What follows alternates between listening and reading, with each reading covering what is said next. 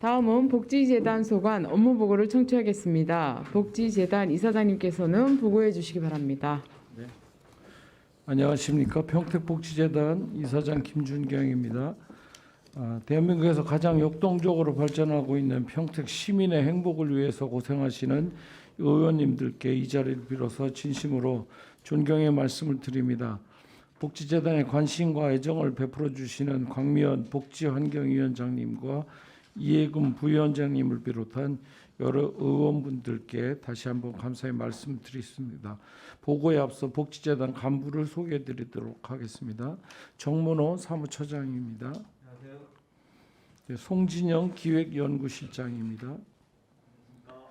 이정은 정책지원실장입니다. 김철희 경영행정실장입니다. 안녕하세요. 산하시설장들은 밖에서 지금 대기하고 있습니다. 먼저 복지재단은 법인 사무처 산하의 건강가정다문화지원센터, 장애인복지관과 장애인주간보호센터, 복지기관과 노인주간보호센터 등 8개 복지시설을 운영하고 있으며 정원은 141명에 현재 총 138명이 근무하고 있습니다. 22년도 평택복지재단의 총 예산은 204억 6,200만 원이고 이 중 사무처는 19억 3,400만 원으로 편성되었습니다. 업무 보고는 21년도 주요 성과 그리고 22년도 주요 업무 계획 순으로 보고드리겠습니다. 먼저 21년도 주요 성과입니다. 1쪽에 2021년도 주요 성과로 평택형 복지모델 구현 분야에서는 5개 연구보고서가 이미 발간되었으며 그 연구를 위한 협력 체계로 평택복지 스칼라스 또 평택복지 콜로키움 등 총 6개의 사업을 통해서 연구 협력 체계를 구축해서 진행 중에 있습니다. 이쪽입니다. 상생의 복지 생태계 조성 분야에서는 사회적 가치 실현을 위해서 저소득층 나눔 지원 사업, 선진 시민 인식 개선 캠페인, 또 헌혈 캠페인 및 사회공헌 개발 사업을 추진하였으며 복지정책 재현을 위해서 80여 건의 복지공감 아이디어 공모전을 실시하였습니다. 3쪽입니다.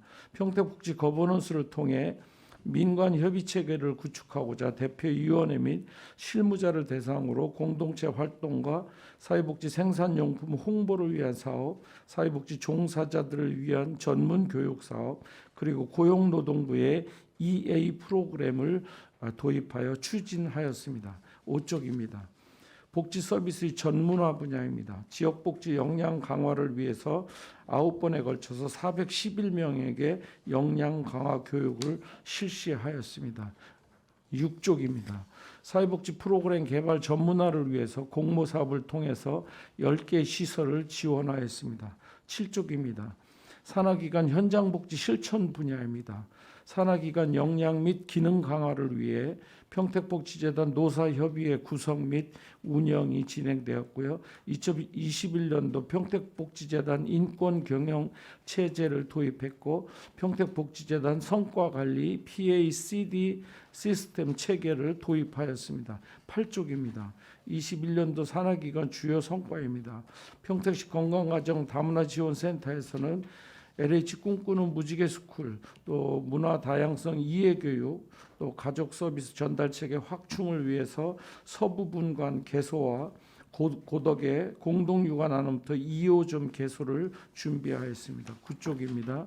평택북부 노인복지관에서는 푸드트럭 사업을 통해 취약계층 지역 도시락 나눔을 진행하였고 이용자 접근성 강화를 위한 이동복지관을 운영하였습니다.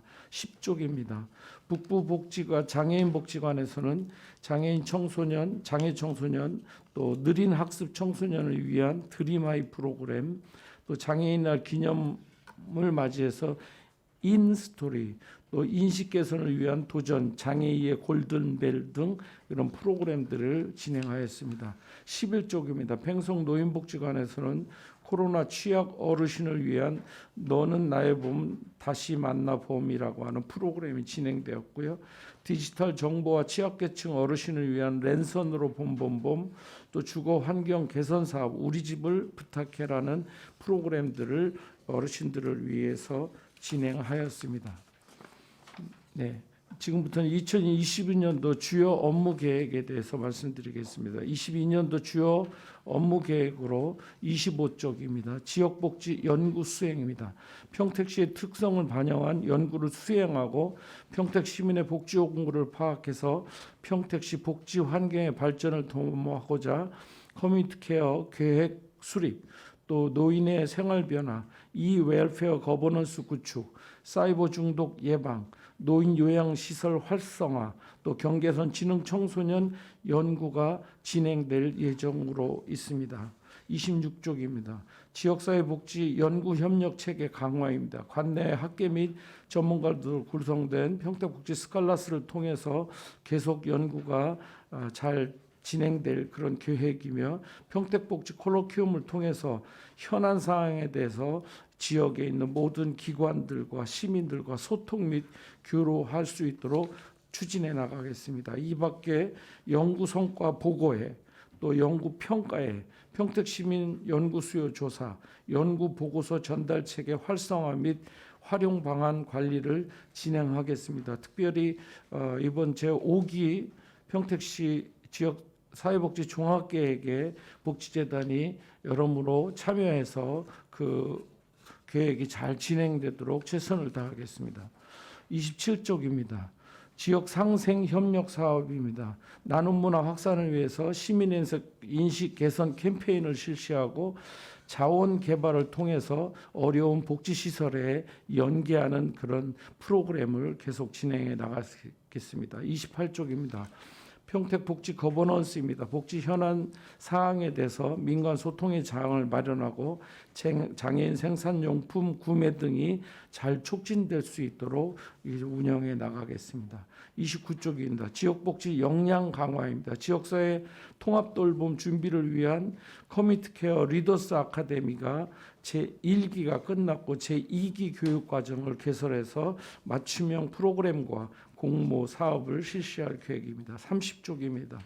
사회복지시설의 인사, 노무, 회계, 업무 컨설팅 지원 사업으로 고용노동부의 지원 사업인 신중형 경력형 일자리 사업을 지원받아서 이제 올해부터 노무, 회계 경력자들을 고용해서 소규모 시설을 대상으로 인사, 노무, 회계 업무 컨설팅 등을 지원하도록 하겠습니다. 31쪽입니다. 평택복지 재단 인권경영체계 확립입니다. 복지재단의 인권경영 기본계획을 수립하고 또 블라인드 채용 교육과 직원 관담회, 인권경영 실태조사, 인권경영 역량평가 등을 실시하여 투명하고 책임있는 인권경영체제를 마련하도록 하겠습니다. 32쪽입니다. 평택복지재단 성과관리체계 강화입니다. 재단 및 산하시설을 대상으로 사업 추진 실적 보고회와 평가회, 그리고 산하시설 성과관리 평가회를 실시해서 책임 경영을 이행하도록 하겠습니다. 2022년도 산하시설 주요 업무 계획입니다. 33쪽으로 평택시 건강가정 다문화 지원 가족지원센터, 가족교육사업, 다문화 가족사업, 아이 돌봄 지원 사업 등 총 39개 사업을 추진하였으며 22년도에는 서부 분관을 개소하여 서부 지역 신규 대상자 발굴 및 사업을 활성화하겠으며 고덕지구 신규 공동육아 나눔터를 개소하여 지역 중심의 가족 돌봄 기능을 확대해 나가도록 하겠습니다. 34쪽입니다. 평택 북부 노인복지관입니다. 어르신들을 위한 기본사업 10개, 선택사업 3개, 특화사업 2개를 추진하였으며 2022년도에는 저소득 홀몸 어르신들을 대상으로 AI 로봇, 이름은 효도리와 효순이라고 이름을 지었는데요. 그 AI 로봇을 활용한 돌봄 사업 서비스를 중점 지원하도록 하겠습니다. 취약계층 밀집 지역의 주민 참여를 위한 옹기종기 마을을 추진하고자 합니다. 정보 및 지리적 접근성이 취약한 평택 북부 지역 공간을 활용해서 찾아가는 노인복지관을 지원할 계획입니다. 35쪽입니다.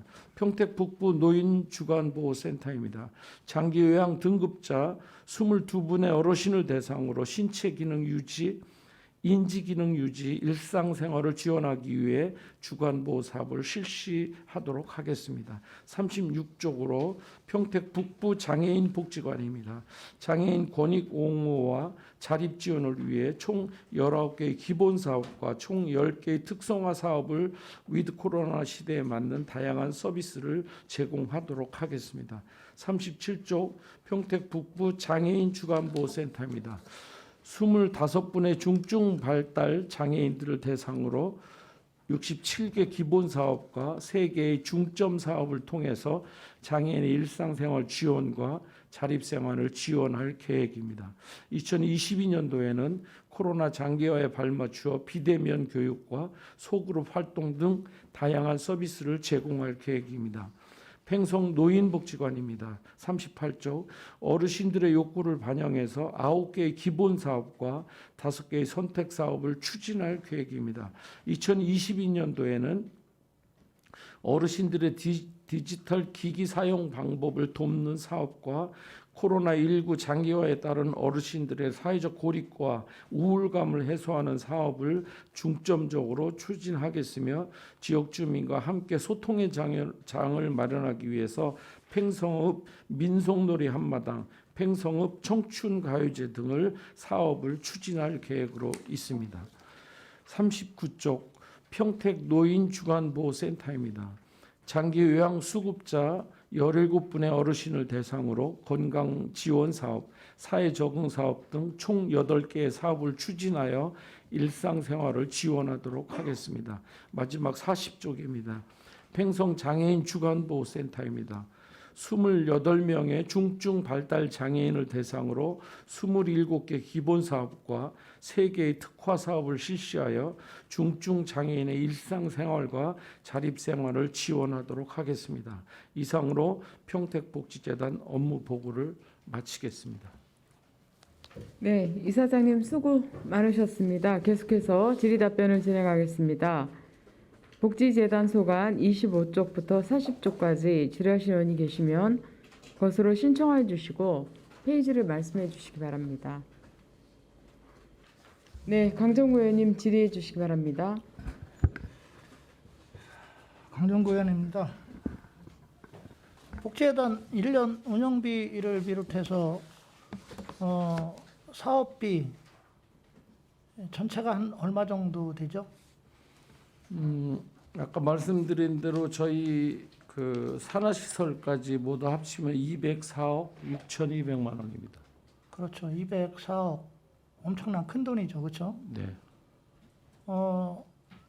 쉽게 말하면 사업으로 치면 그만큼 투자를 해서 그만큼 성과가 나와야 된다고 저는 개인적으로 생각을 합니다. 네. 이사장님으로 취임하시고 나서 제가 업무 보고를 여러 번 받았는데 네. 이 내용이 물론 연속 사업의 성격도 있을 테고 여러 가지 있겠지만 네. 거의 유사 사업들이 많아요. 그리고 실질적으로 저는 개인적으로는 복지재단에서 해야 될 일은 사업보다는 정책 발굴을 해서 그 정책 발굴들이 우리 평택시의 복지의 정책에 반영이 돼서 집행부에서 그 사업들을 추진해 나가는 게 저는 올바른 방향이다라고 생각을 합니다. 그런 측면에서 보면 200억이 넘는 그런 시 입장에서 보면 시민들 입장에서는 투자를 하는데 그만한 과연 성과가 나왔느냐? 저 개인적으로는 아니라고 봐요. 해마다 그렇게 들어가는데 여기 사업들 이렇게 보면 막연한 거예요. 뭐 연구에서 나왔다. 뭐를 구축했다. 그러면 그게 시스템이 구축이 되고 예를 들어서 그러면 연구를 해서 어떤 결과물이 나오면 그거에 따른 후속 정책이 시에서 이루어져서 실제적으로 시민들이 그 복지 혜택을 누려야 되는데 과연 그러느냐? 한번 그런 성과물이 있으면 저한테 좀 자료로 제출해 주시기 바랍니다. 네, 자료가 다 준비되어 있습니다. 막연한 어떤 그런 성과물은 의미가 없어요. 네. 예를 들어 연구해서 책자 하나 발굴해 놓고 뭐 이게 성과라고 하면 그건 아니죠. 그게 실제적으로 평택 시민들한테 그 복지 혜택이 들어가는 그런 정책이 되고 실제로 평택 시민들이 누려야 되만이 그게 성과가 되는 거지. 뭐 정책만 뭐 예를 들어서 발굴하고 시스템만 구축했다고 그러는데 제가 볼 땐 시스템도 제대로 안 구축이 안 돼 있어요. 이게 지금 우리 복지를 담당하는 큰 틀에서 보면 단체들을 보면 복지재단하고 행복나눔본부, 그다음에 지역사회보장협의체, 사회복지협의, 뭐 예를 들어서 뭐 자원봉사센터들, 내가 누차 얘기하지만 중복사업도 많고요. 거기서 이루어지는 사업들이 원활하게 돌아가서 시민들이 혜택이 되려면, 밑바닥에서 혜택이 되려면 민간 영역의 복지단체들하고의 협업관계가 돼야 되는데 그게 과연 이루어지고 있느냐? 저는 이루어지고 있다라고, 그렇게 크게 성과가 있다라고 보질 않아요. 그런 측면에서 보면 매년 200억 이상씩 들어가는 복지재단의 어떤 업적을 놓고 본다면 과연 그 효과가 있는가라는 부분에 대해서는 의문점이 있다. 일단은 조직이 안정이 돼야 되고 조직이 시스템이 갖춰져야만이 그 틀 안에서 어떤 사업 진행이 되고 정책 발굴이 되고 그게 시민들한테 혜택이 돌아가는데 조직 체계는 잘 돼 있다고 생각하십니까? 네, 그 지금 말씀하신 대로 과연 그 평택복지재단에서 연구하고 정책을 개발하고 이런 것들이 어떤 성과가 있는지는 저희가 지금 다 그것도 준비돼서 그것은 다 이렇게 문서로 이렇게 보내드릴 수가 있고요. 예를 든다면 제가 처음에 그 복지재단에 와 보니까 연구가 대부분 지금 현대 평택의 어떤 복지의 어떤 실태라든지 예를 들면 장애인의 실태라든지 이런 선에서 멈춰 있었어요. 그래서 제가 와서는 사회복지는 그것이 아니라 그런 문제를 가지고 어떻게 해결할 것까지 만들어내는 게 사회복지의 연구다 그래가지고 시하고 적극적으로 교류하는 가운데 예를 들어 1인 가구를 위한 그런 평택시의 문제가 심각하다 그래서 그것들을 어떻게 해결할 것인가 구체적인 예산과 프로그램과 조직과 이런 것까지 다 해서 지금 시하고 굉장히 밀접하게 그것들에 대한 준비를 하고 있고요.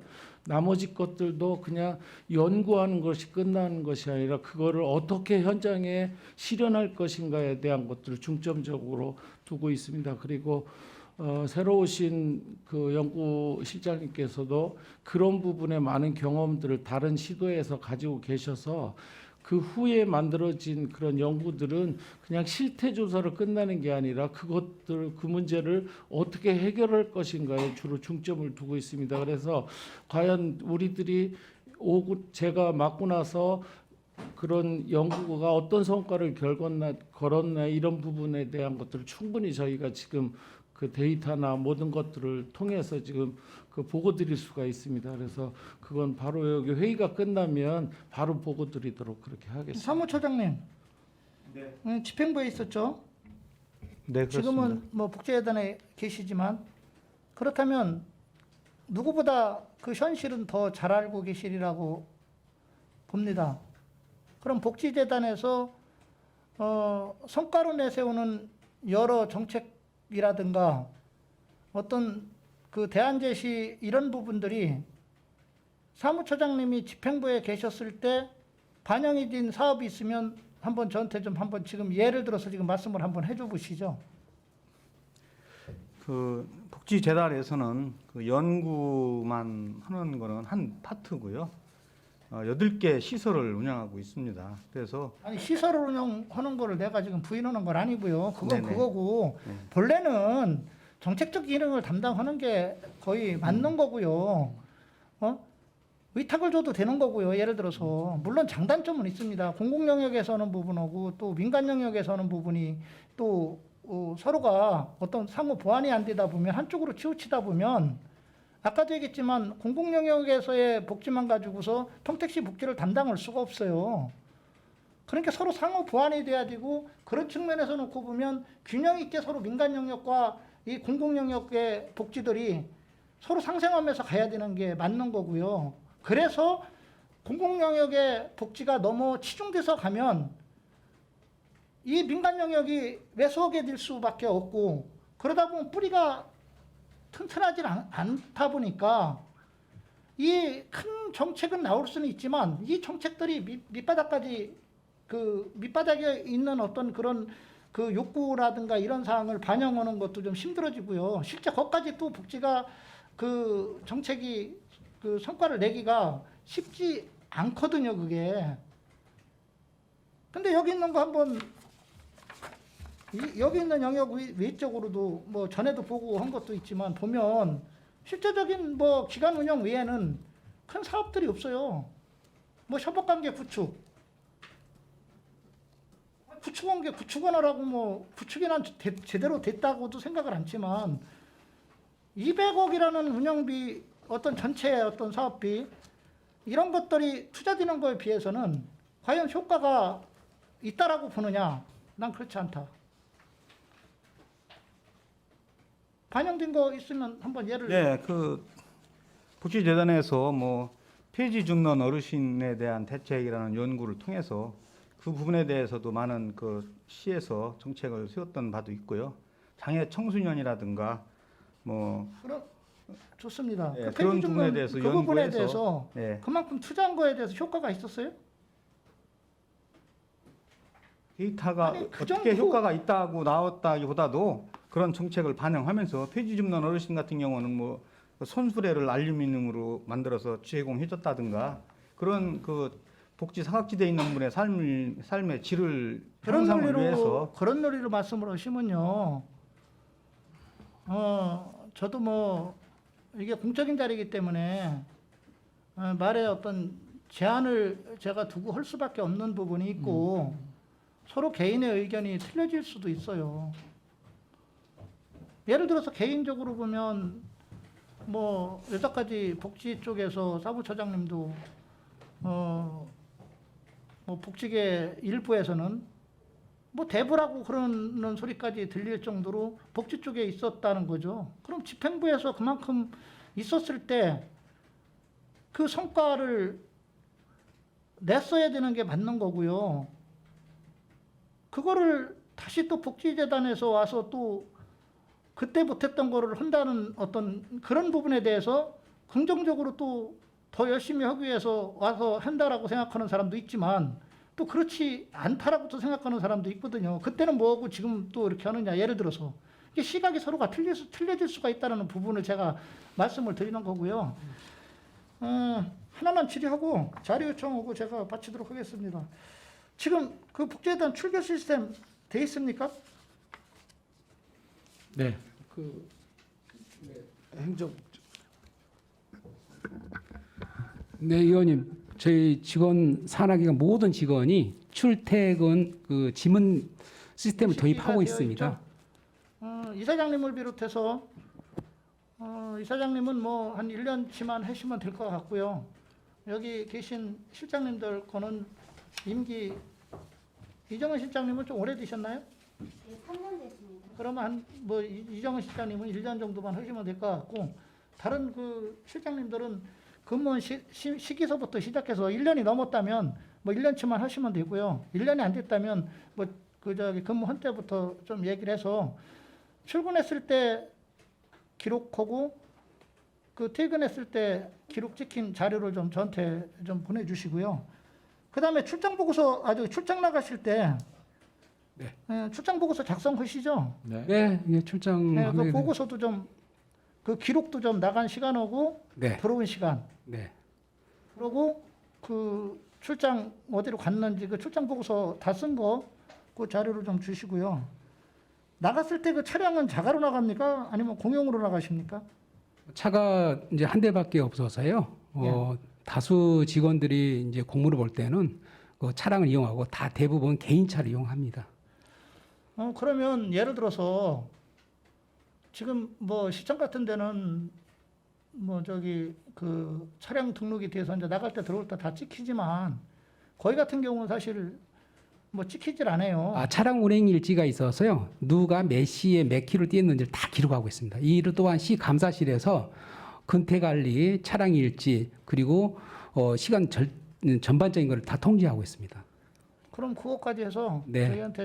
저한테 좀 자료를 주시기 바랍니다. 이건 뭐 네. 다른 뜻이 있는 게 아니고요. 일단 복지재단이 많이 지금까지는 흔들렸다. 그 흔들린 부분에 대해서는 앞으로는 체계를 잡고서 가야 될 필요가 있다라고 저는 생각을 하고요. 앞으로가 더 중요하다. 그런 의미에서 이런 체계들이 제대로 돌아가고 있는 거에 대한 거는 우리들도 알 필요는 있을 것 같고 시민들도 알 필요가 있을 것 같습니다. 그리고 차량 나갔을 때 그 차량 번호까지 다 나오는 거죠? 차량 번호를 기재하고 어떤 용도로 나갔는지 언제 복귀했는지 들어오고 어디 다 기록을 하게 돼 갔는지까지 다 있습니다. 나오는 거죠? 예, 차량 운행 일지를 의무적으로 사용하게 그러니까 뭐 돼 있습니다. 시청에 갔다 왔다 그러면 뭐 시청 거기 걸 또 보면 시간대가 나올 테니까요, 그렇죠? 네. 예, 그래서 그런 부분에 대해서 좀 해주시고 앞으로가 중요하기 때문에 좀 체계를 확실히 잡아야 된다. 그래야 우리 평택복지가 발전을 해야 된다. 저는 아무런 사심 없습니다. 저도 사회복지사예요. 대학교 졸업하고 48살에 다시 복지 공부했습니다. 전 복지에 대해서 애정이 있어요. 그런데 지금 전반적으로 복지재단들이 여러 가지 옛날부터 여러 가지 문제점들이 물론 지금 계신 분들만 그런 게 아니고 전에도 이제 이런 일들이 좀 벌어졌고 그래서 상당히 안타까운 일들이 있었는데 이거는 우리 평택복지를 위해서 나는 바람직하지 않다라고 생각을 개인적으로 합니다.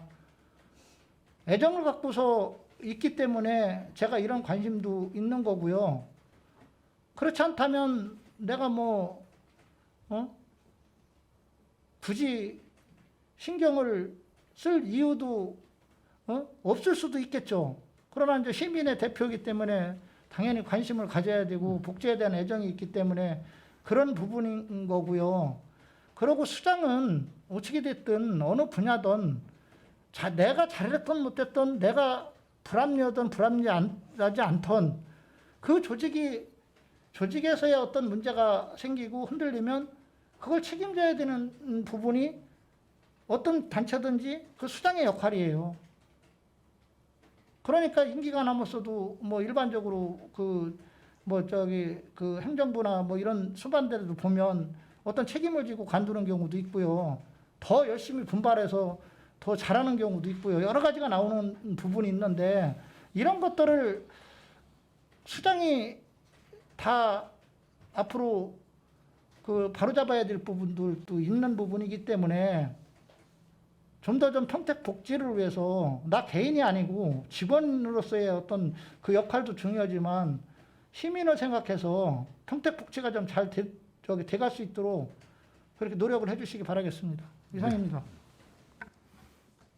네, 강정구 의원님 수고 많으셨습니다. 또 질의하실 의원님 계십니까?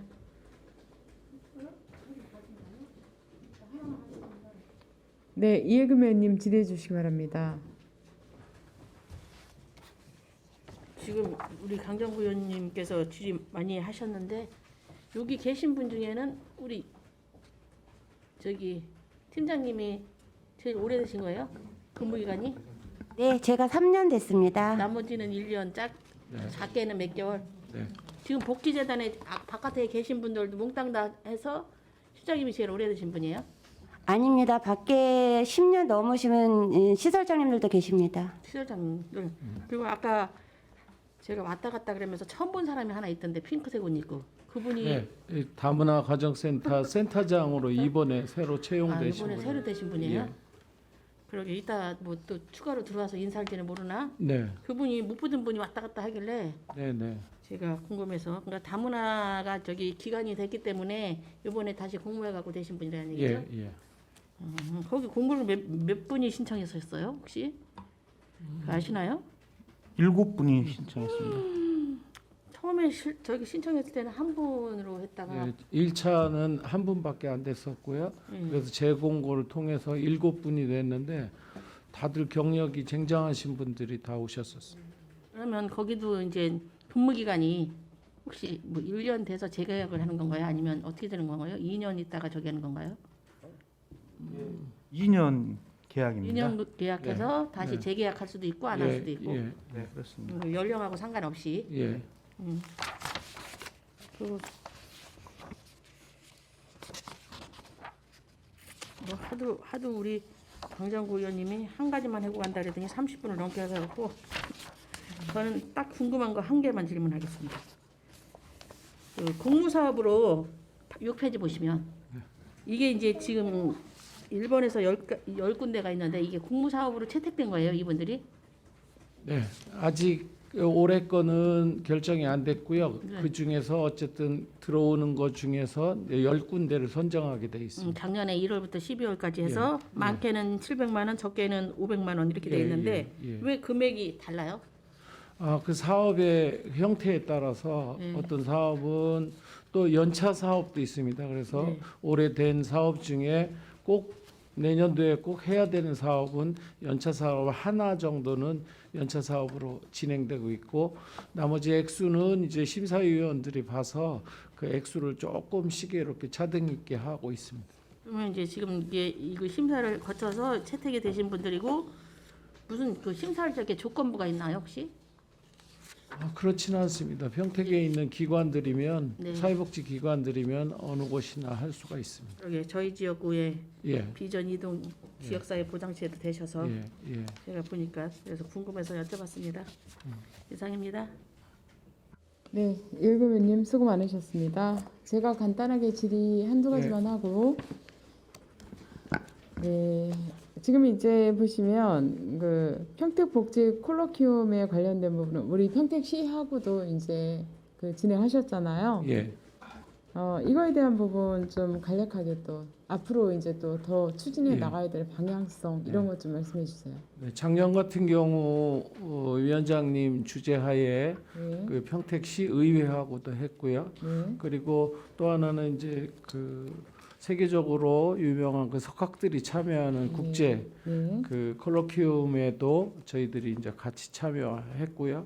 또 시와 함께하는 것들 여러 가지 그런 것들이 있었습니다. 그래서 올해도 역시 구체적으로 아직 어디와 하겠다는 건 결정되지 않았지만 전에 작년에 해 보신 거와 마찬가지로 지금 지역에 있는 그 GBC 기남방송 또 YBC 방송 또 지역에 있는 신문들이 공동으로 같이 참여해서 결국은 우리가 지역에 있는 많은 분들에게 알리는 게 목적이니까 그래서 아마 지금 연구실에서도 아까 강정구 의원님 말씀대로 연구한 걸로 끝나는 게 아니라 과연 그게 정말 우리 시민들에게 어떻게 그 시민 생활 속으로 파고 들어갈 것인가에 대한 그런 여러 가지 방법으로 지금 자치신문 같은 데서는 지금 연속해서 매주 이렇게 한 면 전체를 활용해서 저희들이 연구한 내용이 무엇이고 그게 지역사회에 어떤 파급력을 줄 것인가 이런 것들을 지금 보고하고 있고요. 콜로키움 형식으로 그리고 아마 지금 올해도 YBC 그 방송하고 또 기남방송에서도 이미 지금 방송을 통해서 나가고 있습니다. 우리 동네 정보통이라는 데를 통해서 그래서 저희가 재단에서 그냥 이렇게 연구한 걸로 끝나는 게 아니라 정말 시민들과 함께하는 그러기 위해서 올해도 시의회와 밀접하게 저희들이 그 같이 상의하면서 의회와 함께하는 콜로키움 그런 계획도 가지고 있습니다. 네. 지금 이제 커뮤니티 케어에 관련된 부분으로 이제 그 말씀드릴게요. 네. 평택시가 이제 선도적으로 진행된 거는 아니잖아요. 그리고 이제 국가 정책으로 이제 또 시행되는 부분이 있는데 네. 이 부분에서 이제 지금 따라가기가 벅차지 않으신지 또 이제 커뮤니티 케어에 관련된 부분으로 이제 다양하게 이제 시민들도 참여할 수 있는 부분으로 그 리더스 아카데미라고 해서 이제 1기가 졸업을 했고 또 2기가 올해 이제 모집이 예. 됐나요?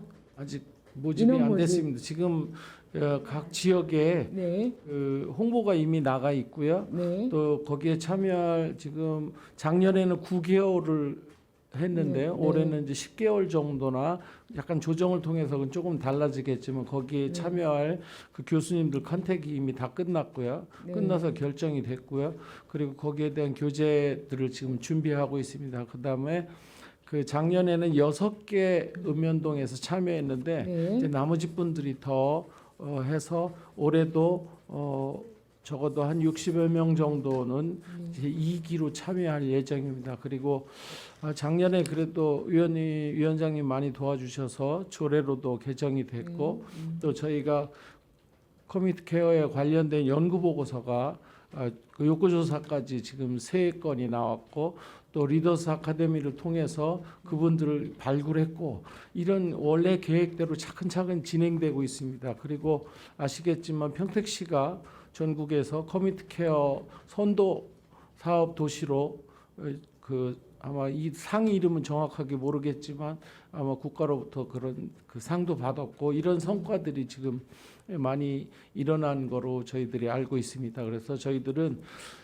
저희들이 어디까지 더 그 복지재단이 참여해서 할지는 모르지만 지금 현재 여러 가지 예산이라든지 또 그 인적 조직을 위한 어떤 그런 제도라든지 이런 것들 위원장님이 제안하신 그런 조례의 상황들이 이제는 정말 실행을 해서 나가야 되는 그런 단계에 있습니다. 그래서 저희들이 맡은 부분을 지금 철저히 진행을 했고 올해에도 거기에 대한 것들을 저희들이 준비해 나가고 있습니다. 앞으로 위원장님 많이 도움이 필요할 것 같습니다. 네, 보충 질의해 주시죠. 네. 아니 저번에 그 어떤 의원들이 저기를 해서 지금 그 예산이 삭감됐었잖아요. 네. 다 세워진 건 아니고 그래서 추경 때 네. 그 나중에 세워드리겠다 해서 제가 그때 알기로는 전반기에는 못하고 천상 후반기에 하는 걸로 네. 그렇게 돼 있는 상태잖아요. 그거는 이제 저희 영역이 아니고 어찌됐든 그런 주민들이 그 리더스라고 하는 분들이 이제 1년 동안 훈련을 받고 교육을 받았으니까 자기네 지역사회에 나가서 이제 실행을 해야 되는 그 실행에 대한 약간의 그 수고비 같은 건데 이제 그게 지금 삭감이 돼서 어떻게 보면 저희들이 그 돈이 있다고 하는 게 아니라 뭐 그 돈이 없다고 못 하는 게 아니라 할 수 있습니다. 그리고 아까 말씀드린 그 고용노동부에서 지원하는 신중년 50, 60세대 신중년 일자리 사업을 저희들이 그 커뮤니티 케어 지역에서 이루어질 커뮤니티 케어 리더들을 위한 그 전문 인력으로 저희들이 한 사람을 지금 지원받아서 3월부터 이제 그분이 투입이 돼서 할 예정으로 있습니다. 그러니까 그래서 이제 우려했던 게 이제 그 아카데미 그 교육을 받은 사람들이 실질적으로 이제 전문인들이 아니고 예. 이제 그거를 시행을 하려면 의사나 이런 전문인이 이제 포함돼서 활동을 해야 되는데 예. 그게 좀 미비한 상태다. 그러다 보니 이제 우려가 된다 해서 이제 먼저 예산 얘기도 했고 그래서 이제 추경 때 나중에 세우더라도 그 충분하게 그분들이 이제 뭐 9차까지 받은 건가요? 네. 그래서 9차까지 받아서 그분들이 이제 각 지역에 가셔서 전문적인 그 일을 할 수 있나? 네. 근데 제 생각에는 이번 한 번 받아갖고 되지 않고 사실은 예산을 투여하더라도 그분들을 더 전문인적인 양성을 해야 되는 것 같은데 네, 그렇습니다. 그런 우려가 돼서 이제 저는 그렇게 생각을 했고 또 다른 의원들은 거기에 진짜 전문위원들이 별로 없어서 그게 우려된다 해갖고 이제 예산을 약간 삭감을 해서 네, 커뮤니티 안타까운 일이 케어 있었었는데. 자체가 지역에 있는 주민들이 중심돼서 그렇죠. 하는 거기 때문에 맞아요. 그분들이 그냥 저희가 그런 교육과 출석과 이런 거에 아주 철저히 기해서 원래는 처음에 시작은 거의 70여 명 분이 했지만 실제로 수료로 한 분들은 거의 50여 명밖에 안 몇 됩니다. 분 안 되는 걸 알고 있어요. 왜냐하면 네, 또 교육 과정에서 이제 철저하게 결석하시는 분들은 이제 네. 배제를 시켰고 이제 그분들이 결석은 안 했으나 그 내용이 충분한 구회차를 했을 적에 충분한 그 교육을 받았을까 하는 의무사항도 있고 뭐 제 생각은 사실은 더 그분들이 양성을 더 해서 그 지역에 홀로 되신 어르신들이 굉장히 많기 때문에 네. 그분들을 돌보았으면 하는 생각이 많이 있었어요. 사실은 저는. 근데 이제 뭐 의원들의 다수의 때를 하다 보니 이제 안타까움이 좀 있었었는데 어쨌든 뭐 그 조금이나마 예산 갖고 하실 수 있다 그러면 그분들을 더 양성을 더 시키셔서 또 지역에 홀로 사시는 분 많은 분들이 지금 도움을 요청하시는 분들이 꽤 많아요. 그러니까 그런 분들이 도움이 됐으면 좋겠습니다. 네, 열심히 노력하겠습니다. 네, 이사님. 네, 리더스 아카데미 1기가 이제 수료가 됐는데 네.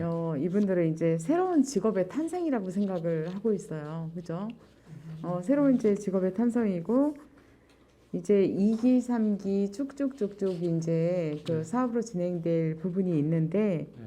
이 부분도 이제 아까처럼 역량 강화적인 어떤 부분에서 네. 다소 이렇게 간단하거나 쉽지 않은 걸로 진행하셨다는 말씀 많이 들었습니다. 그래서 2번 정도 참여가 안 되면 그냥 네. 아웃되는 부분으로 네, 한다고 얘기를 들었어요. 예, 그런 예. 것처럼 이게 이제 최초로 뭐든지 시작하면 사실은 좀 미비한 부분들이 하나씩 생기는데 리더스 아카데미 이제 2기가 또 네. 이제 모집이 앞으로 될 거고 예. 이제 교육이 진행될 부분에서 그 1기 때 이제 진행을 하시면서 분명히 이 부분은 좀 아쉬웠다는 점들이 있을 거예요. 네. 그 부분들을 2기, 3기에서 잘 진행돼서 아쉬움이 좀 덜 남도록 진행해 네. 주시고 이제 커뮤니티 케어를 놓고 이제 그 자체 홍보가 많이 되질 않아서 아까 이제 평택 씨가 선도적으로 시작하진 않았으나 많이 따라가서 지금 이제 상도 받고 이랬다고 얘기하셨잖아요.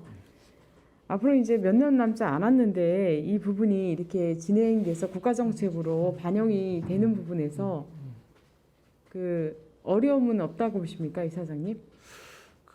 아까 말씀드린 거에 연속선상에서 말씀드리면 저희 복지재단이 역할이 한정이 돼 있습니다. 그래서 저희가 할 수 있는 아까 강 의원님 말씀대로 연구하고 정책을 개발하고 그러면 그게 완성되고 꼽히려면 그거를 행정부에서 이제 그게 실행될 수 있도록 예산과 조직과 인력과 이런 부분들이 받침이 돼야지 진행이 되는 건데 지금 아까 말씀드린 대로 3번의 그 본 연구를 위한 준비 연구들이 있었고요. 올해 이제 그럼 구체적으로 돈이 얼마가 들어가고 누가 투입되고 어떤 프로그램에 아주 구체적인 연구가 지금 이제 올해 또 이제 지금 이루어지고 있습니다. 그럼 그게 나오면 그걸 가지고 바로 실행을 해야 되는데 그건 저희가 실행할 수 있는 게 아니라 이제는 행정부가 할 수 있는 거거든요. 그래서 다른 도시 예를 든다면 이미 다른 행정부는 그 행정부 안에 관련 과가 만들어졌고요. 또 그걸 담당하는 공무원들이 다 배치가 됐고 거기에 대한 예산이 다 이제 그 배치가 된 도시들이 많이 있습니다. 근데 아직 평택시는 그런 그 자세한 거는 위원장님께서 다 이미 조례를 통해서 말씀을 드렸고 조례를 통해서도 그게 더 말을 이상 했고, 지금 진행되지 네, 않고 있습니다. 7번 발언으로도 이제 말씀을 드렸고요. 지금 많은 의원님들께서 얘기하신 연구나 정책, 개발 이런 것도 중요하지만 아까 이사장님께서 말씀하셨듯이 평택시에 녹아서 그 이 정책으로만 끝나는 것이 아니라 연구로만 끝나는 것이 아니라 우리 평택 시민들의 실생활에 도움이 될 수 있는 그런 부분으로 행정도 잘 연계성을 이루어서 진행했으면 좋겠다는 말씀을 드리고요. 어쨌든 간에 선도적으로 시작은 하지 않았지만 열심히 따라가고 노력해서 수상하신 것에 대한 축하를 말씀을 드리고요. 앞으로도 더 열심히 노력해 주셔서 평택시에 잘 녹아들고 스며들고 평택시의 컬러에 맞는 그런 부분들이 잘 진행될 수 있도록 네, 부탁드리겠습니다. 네, 윤영하겠습니다. 네, 또 질의하실 의원님 계십니까? 더 이상 그 질의하실 의원님이 안 계시므로 평택복지재단 소관 2022년도 주요 업무 보고에 대한 질의 종결을 선언합니다. 이사장님께서는 위원님들께서 지적 요구하신 사항들이 재단 운영에 적극 반영될 수 있도록 노력해 주시기 바랍니다. 이사장님 비롯한 관계자 여러분 수고 많으셨습니다. 위원 여러분들도 수고 많으셨습니다. 내일은 송단 출장소, 안중 출장소, 환경국 소관 업무를 청취하겠습니다. 이상으로 제228회 평택시의회 임시회 제2차 복지환경위원회 회의를 마치겠습니다. 산회를 선언합니다. 바뀐 사람은